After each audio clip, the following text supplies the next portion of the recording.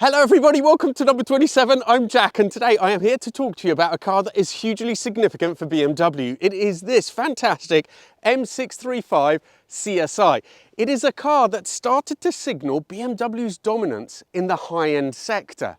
It is a car which had a race-derived engine, which made it as fast as the Ferraris of the time. It is also a car that was full sort of 25% more expensive than the legendary E28 M5, and yet now you can get them for 20 to 25% less. I'm going to tell you more about all those things, but before that I just want to point out some of the design elements that make this such a legend. And first of all, let's talk about the shark nose front end. The kidney grille with the two round lights are part of the sort of design language that BMW had started with the newer Classe in the, I think it was the late 60s, early 70s. But in this car, designed in the mid 70s, it really reaches for me its peak. The way it's slanted, the kidney grille, it's elegant, it's menacing, it's just everything. It is absolute perfection. Then we go to the back, to the Hofmeister kink. Again, this was started by BMW in the 70s, so that the rear window, instead of just going back to one single point, goes back to 2 points. That is because in those original cars of the 70s, they had the BMW badge there, but it is something which is quite elegant for the silhouette of the car and that was retained in later BMWs for years to come.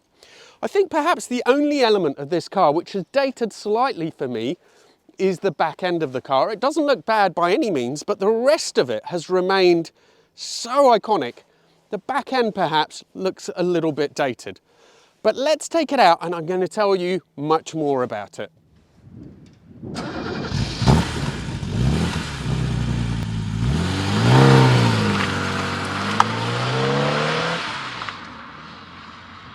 So without doubt, the party piece of the 635 is that incredible engine. Now I wouldn't say it's derived, it comes from the engine used on the M1. It's known as the M88, and that was the one, this is the /3. The main difference is that this is not dry sumped, but it actually produces an extra 8 horsepower, but it is a thoroughly race-derived engine. In turbo form, they produced about 800 horsepower. So it's also an extremely strong engine. Also pretty much unknown at the time, they have individual throttle bodies. So the inline 6 has 6 throttle bodies, which gives it absolutely incredible throttle response, and we'll see that in a second.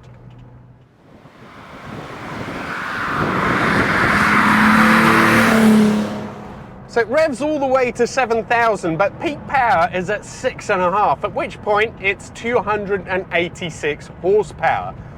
It's a very, very smooth engine. It is incredibly responsive and it sounds absolutely glorious.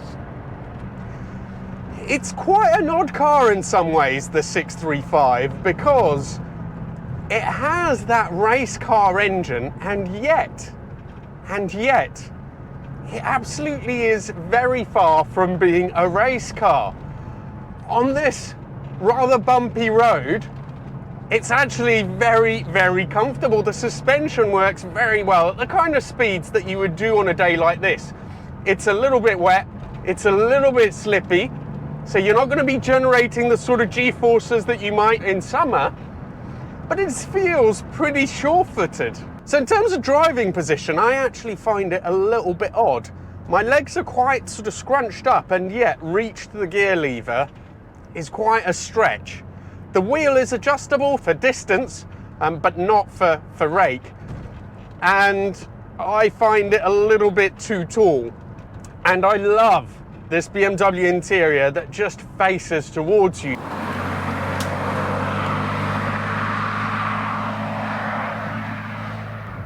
At the time when these were out, BMW was very much taking advantage of the loss of some of the traditional players in this kind of market, namely the Italians.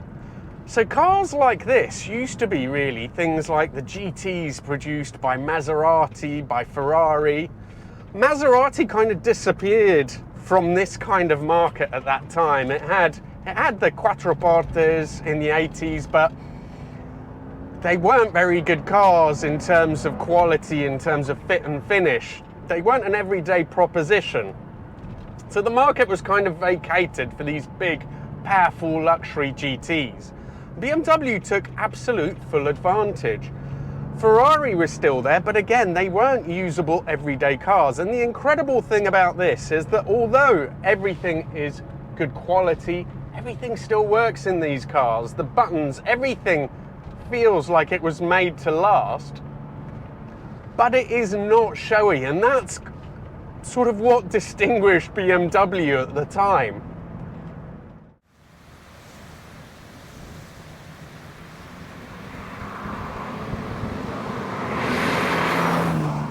0 to 60, 6.1 seconds, 158 miles an hour top speed. This was as quick, pretty much, as the V8 Ferrari of the time, which was the 308 QV, which was the 16 valve, not the 16 valve, the 4 valve version of the Ferrari 8-cylinder. That was a few tenths quicker, 5.7 seconds 0 to 60, so almost insignificant, and the top speed was exactly the same.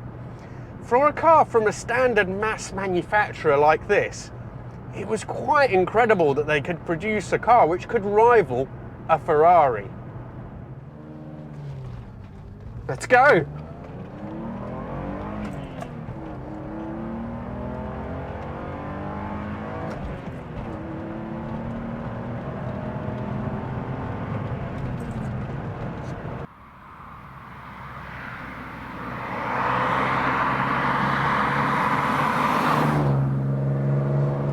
So pulls all the way, there seems to be a little bit of a step around 5, and it's more muted really than you would expect for an engine of this type, but then this was designed to be a GT car, so you get a little bit of noise through, but it's classy, it's muted.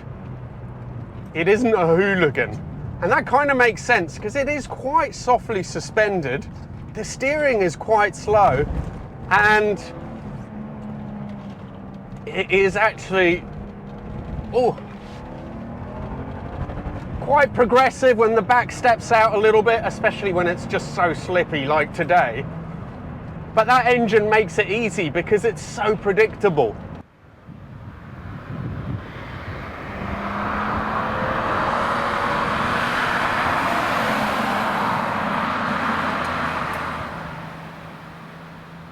So when this was sold, the E28 retailed for about £33,000. This car was £45,000, and this was back in 1986, so significantly more expensive. This really was the peak of the range. The M5, if you look at Harry's video, Harry's Garage, he knows what he's talking about, and he's been told that the M5 body is actually a bit stiffer, the car is a little bit lighter. So I think it's going to be a bit more of a sporting drive than this. I don't think that I can recall that I've ever driven an E28 M5. I'd be really interested to see how it compares. But I'm sure the body would probably be a little bit more in check than this. Does it matter though? Absolutely not. This is a car that it's an icon in terms of the shape. It's a car that was as quick as a Ferrari of the time. It's a car which helped propel BMW into the big leagues. And it's a car that today really has aged very little. In terms of the exterior design, and it's only the back end that doesn't quite match up with the excellence of the rest of the car, and that is just because the rest of it is absolute perfection. The back end is fine, just doesn't quite live up to it.